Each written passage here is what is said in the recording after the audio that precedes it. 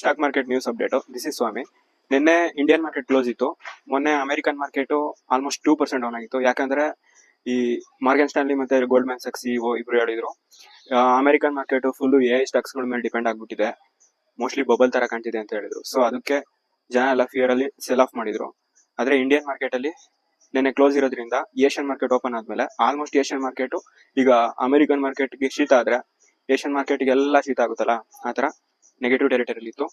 ಆದ್ರೆ ನಿನ್ನೆ ಬಂತು Kaynes Tech almost AI company, semiconductor ಮತ್ತೆ ಇಎಂಎಸ್ ಮ್ಯಾನುಫ್ಯಾಕ್ಚರಿಂಗ್ ಕಂಪ್ನಿ ರಿಸಲ್ಟ್ ಸಖತ್ತಾಗ್ಬಿಟ್ಟಿದೆ. ಆಲ್ಮೋಸ್ಟ್ ಆಲ್ ರೆವೆನ್ಯೂ 58% ಬೆಳೆದಿದೆ, ಪ್ರಾಫಿಟ್ 100% ಗ್ರೋತ್ ಆಗಿದೆ, ಡಬಲ್ ಆಗಿದೆ.